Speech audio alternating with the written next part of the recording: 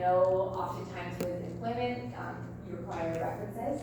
I'm happy to be a reference for you if it is. Please though, don't just, put my name down and then your employer can send me an email saying, hey, so-and-so from this class, can I use you as a reference? And then I will be sure to be that reference for you. Okay? Sound good? Before we do attendance, how is everyone feeling about their final SIN mark? Did everyone, are you pleased with your marks? Did many people improve their grade? Yes. Okay, good. I found that all 3 sections that I taught this term, the marks for the last simulation were significantly higher than the other 2. So good job. That shows me that you prepared much better, and that you really gave it your all. You listened, you applied what we've done in this course. So celebrate that. You should be proud of yourselves, and hopefully your marks are reflective of that. After today, your final grades will be due. You need 60% to pass in the course. I don't think anyone failed. If you're concerned about your mark, please send me an email. I have received emails from some students that I've been so slow in replying because they've been getting bumped for some reason to my junk mail folder. That's unlike me. Usually I reply quite quickly. So if you are someone who sent me an email and I haven't replied yet, it's just because I'm sifting through my junk mail. I don't know why they're getting bumped there, but I will reply. Okay? If you have questions or comments about your grades, email me. We can talk about that. But again, the final simulations in test 3, which was weighted the heaviest, is worth 35% of your total grade. Everyone's marks were pretty good, so you should be proud of that. Okay? How did everyone find the final simulation? Was it much more emotional than what you were anticipating? Yes. So a lot of people, cried with Ben and Mary, right? They're very believable actors. They do a good job of acting, and you all did a good job of really immersing yourself in that experience and in Mary's final moments of life. You did a good job. We had people say prayers, we had people play music, we had people just be so compassionate and kind and being respectful of Mary's body, stroking her head, tucking her in.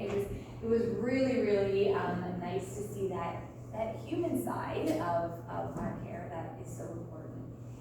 And you did a good job. Any comments or concerns about that last simulation? Was it totally not what you were expecting, or was the prep pretty spot on? Pretty good?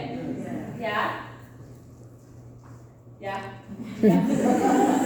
Actually, just want to share a fun experience during that simulation, especially when we were waiting for Mary to die. Yes. It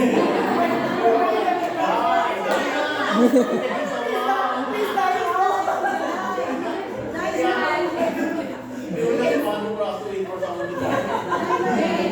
They have fun with it. Sometimes especially by the second week of testing, we kind of know and we expect groups talk, right? We say, oh, this is what happens, right? And they kind of play into it. Sometimes she dies really quickly, and other times she prolongs it.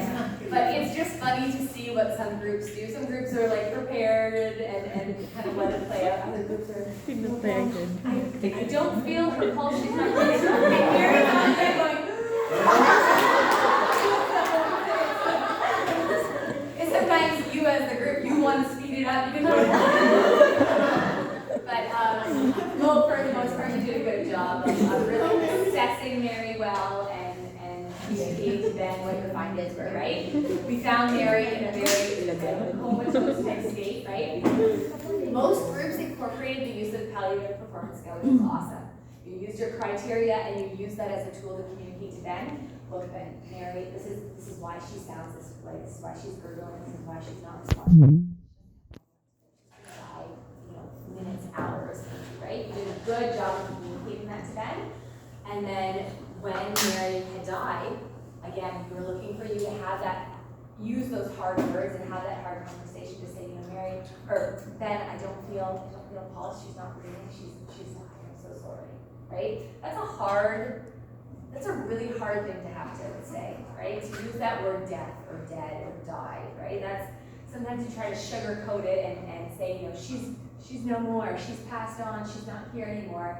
And Ben was really good at kind of saying, what do you mean? Right? He tried to get you to say those hard words. So for the groups that did it, well done. Sometimes people do, I said this before, but you know, sometimes do not begin the grieving process until they've heard the word death or died. That they like click something over in their head. So all of the post-mortem, post-death care, the acknowledgement of grief for Ben, and the non-verbal communication was really well done too. The use of silence, awesome. Everyone did a great job. Sometimes silence speaks volumes versus, you know, the talking in Ben's ear, right? Mary dies within seconds of her dying. We don't want to be, okay, Ben, I'm going to call the funeral home. Do you have any last wishes? Do you want me to, right? We don't want to be yip, yip, yip, yip, yip in his ear because he's so overwhelmed with grief. It's just going to go in one ear and out the other. He's not going to listen. So the majority of the groups did a really good job of just being respectful and you know, maybe placing your hand on his shoulders and acknowledging his pain and grief and using that silence really well. And then, you know, after a minute saying, well, Ben, do you want some time with Mary? You know, we meet out in the hallway calling your family, do you like that? And you kind of wrap it up from there. So very well done. Do you have any comments, questions about that? No? Okay. Let me do attendance and then we're going to launch into just some small, I think we have enough people here to just kind of break out into little groups to discuss 3 questions. We'll come back and talk about those groups. Okay? Okay. Zara.